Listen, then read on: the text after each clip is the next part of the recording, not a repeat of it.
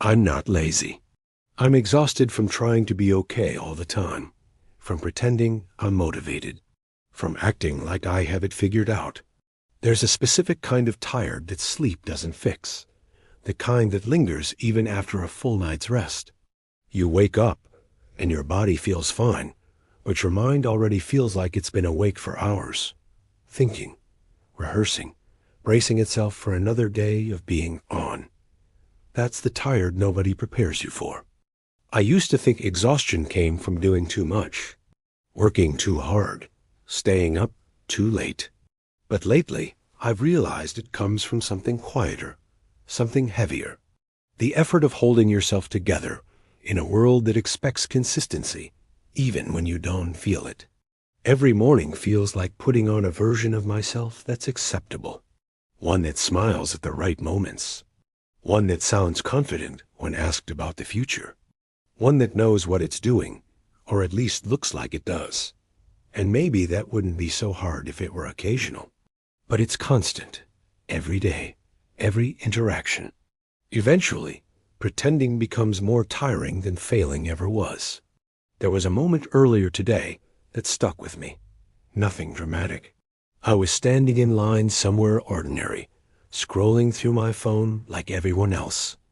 And I noticed how everyone looked fine, not happy, not sad, just fine, neutral expressions, calm movements. People going about their lives like this is all normal. And I wondered how many of them were tired in the same way I am. How many of them were holding back a sigh. How many were counting the hours until they could be alone again. How many were carrying thoughts they want to talk about because the rest's never a good time. We're all so good at hiding it. I think that's part of what makes this exhaustion so isolating. When everyone looks okay, you start to assume you're the problem, that you're weaker, slower, less capable. You tell yourself things like, other people handle this just fine. Why can't I? But what if they're not handling it as well as it looks? What if we've all just agreed to pretend? There's a strange pressure to always be improving, to be growing, to be optimizing yourself like a project that's never finished. If you're not actively leveling up, something must be wrong. At least that's the message. Rest becomes suspicious. Pauses feel dangerous. Slowing down feels like falling behind. So we keep going, even when we're empty. I didn't always feel this way. There was a time when effort felt exciting, when trying hard came with energy instead of dread. I miss that version of myself sometimes, but I also wonder if that version was running on hope more than reality. Back then, everything was still possible because nothing had been tested yet. Now things are tested. Expectations are heavier. Consequences feel real. And I think that's when exhaustion sets in. It's not just physical effort that drains you. It's emotional labor. It's the constant self-monitoring. The way you replay conversations in your head, wondering if you said the right thing. The way you measure your progress against people you only see the highlights of. The way you silently panic when someone asks, "So what's next for you?" That question alone can take the air out of a room. I went for a walk tonight, not because I had somewhere to go, but because staying still felt worse. The streets were quiet. Not empty, just calm. Streetlights humming softly. Windows glowing with other people's lives behind them. It felt like the world had slowed down just enough for me to breathe. Walking helps when thinking it's too loud. There's something grounding about putting one foot in front of the other. Simple, honest, no performance required. As I walked, I realized how long it has been since I allowed myself to just exist without trying to extract meaning from every moment. Somewhere along the way, life became a series of evaluations. Is this productive? Is this moving me forward? Is this a waste of time?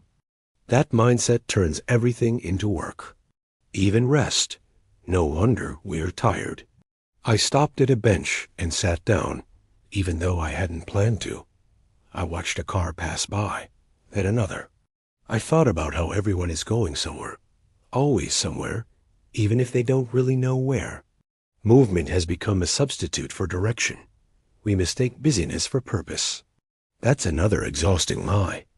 I think part of the reason pretending drains us so much is because it creates a gap between who we are and who we present.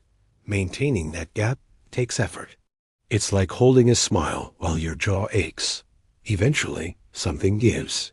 And when it does, people call it burnout, or lack of discipline, or laziness. Rarely do they call it what it actually is: overload. Too many expectations. Too little space. I wish we talked more honestly about that. About how motivation isn't constant. About how some seasons of life are quieter, slower, less impressive. About how being tired doesn't mean you're failing. It might just mean you've been strong for too long without rest. There's a guilt that comes with exhaustion. A voice that says you haven't earned it, that you should be able to push through, that others have it worse, so you should be grateful and keep going. That voice is convincing and cruel, because exhaustion doesn't ask for permission. It shows up whether your life looks good on paper or not, whether you're successful or still figuring things out. It doesn't care about comparisons.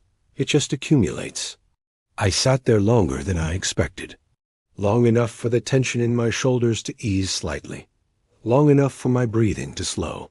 Long enough to realize that maybe the problem isn't that I'm unmotivated. Maybe the problem is that I've been motivating myself nonstop without allowing recovery. Even machines need downtime. We forget that we're not built for constant output. We need moments where nothing is required of us. No goals, no optimization, no explanation, just being. When I finally stood up and walked home, nothing had magically changed. My problems were still waiting. My uncertainty was still intact, but the heaviness felt different, less accusatory, less personal. I started to see my exhaustion not as a flaw, but as information. A signal. Maybe it's telling me I've been carrying too much alone. Maybe it's asking me to stop pretending for a moment and listen to what I actually need, not what looks good, not what sounds impressive, what feels sustainable. That kind of honesty is uncomfortable. It forces you to admit limits, to accept that you can't do everything at once, to choose what matters and let the rest wait.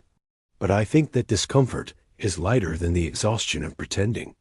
If you're listening to this and feeling the same kind of tired, I want you to know something. You're not broken. You're not lazy.